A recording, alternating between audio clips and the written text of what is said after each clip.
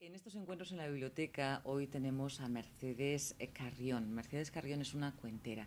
Bienvenida a la biblioteca del Instituto Cervantes en Dublín. Muchas gracias, Carmen. Oye, Es un Mercedes, placer estar aquí. lo mismo para nosotros. ¿Qué es una cuentera? Una cuentera o un cuentero es una persona que cuenta historias, que cuenta cuentos, cuenta anécdotas sucedidos, historias. ¿Y qué nos proporcionan los cuentos? ¿Qué nos dan? Bueno, los cuentos nos abren las puertas de la fantasía por un lado, por otro lado nos sumergen en el mundo simbólico que es tan importante y que a veces se está perdiendo en nuestro tiempo.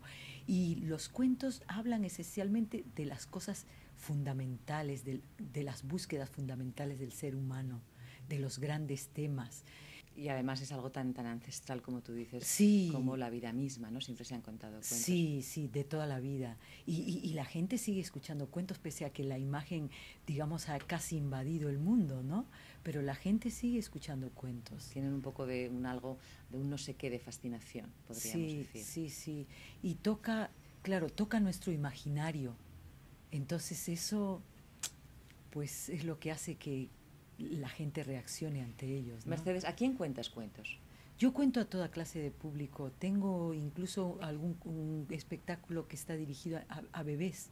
¿A bebés? Sí, sí. ¿Qué les haces a los bebés? Bueno, cuentos por un lado muy cortitos, combinados con canciones, cuento canción, con objetos que van muy variados además los espectáculos para los ritmos, los objetos que utilizo, las palabras que utilizo, los juegos de palabras, porque hay que mantener la atención y es como un poco más complicado, ¿no? Entonces hay que ir como cambiando de aquí para allá. Y los bebés pues se Reaccionan bien. enganchan y reaccionan bien, sí. Mercedes, tú sabes que hay mucha gente, sobre todo adultos, que piensan que los cuentos solamente son para los niños. ¿Qué les dirías a estas personas adultas? Yo les diría que hay cientos de miles de cuentos en las bibliotecas dirigidas a adultos. O sea, realmente los cuentos que se narran son para adultos, otros para niños, otros para más pequeños, etcétera, etcétera. Pero los cuentos son para todos. Incluso hay cuentos para niños, porque por el lenguaje o la forma de, digamos, las metáforas que se utilizan son más dirigidas a niños porque las pueden recibir mejor, que a los adultos les encantan y viceversa. Yo he encontrado algún cuento de adultos que adaptándolo a un lenguaje más dirigido hacia niños y con juegos de palabras e imágenes más para niños que funcionan perfectamente con los niños siendo de adultos. Porque verdaderamente después de las sesiones la gente sale como muy reconfortada. Muchas veces, por ejemplo, yo en Madrid cuento habitualmente en un sitio que se llama Libertad 8, es un pub que incluso con la gente de mi grupo llevamos la programación de ese pub. Y a veces la gente sale y nos dice, qué maravilla, yo venía muy mal, sintiéndome mal, y sin embargo después de estar aquí estaba tan harta de toda esta cotidianidad, de esta cosa dura a veces de la vida diaria, y de pronto entras en un mundo que es tan distinto que sales como viendo el mundo real de otra manera. Muy bien. Oye, además de cuentacuentos, eres maga. ¿Qué relación tienen los cuentos y la magia? Bueno, los cuentos y la magia se relacionan en el de sentido que los dos trabajan con el mundo imaginario y con el deseo del ser humano.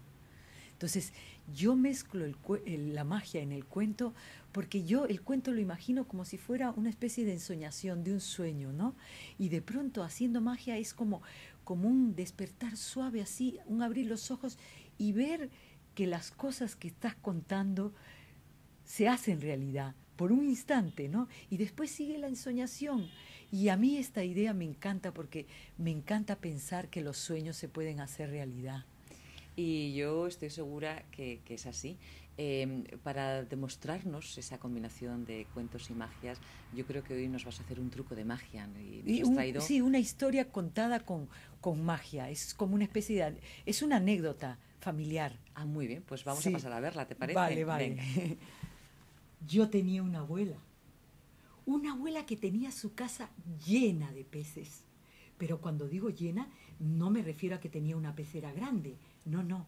La casa literalmente estaba repleta de peces pululando por todos lados. Uno tenía que andar así, como con cuidado para no pisarlos. Y claro, yo cuando era pequeña me preguntaba, ¿y de dónde sacará mi abuela tantos peces? Y un día la pesqué, nunca mejor dicho hablando de peces. Limpié uno de los cristales esos de las ventanas enormes que tenía en su fachada y me asomé y vi todo lo que hacía. La vi, recogí un papel,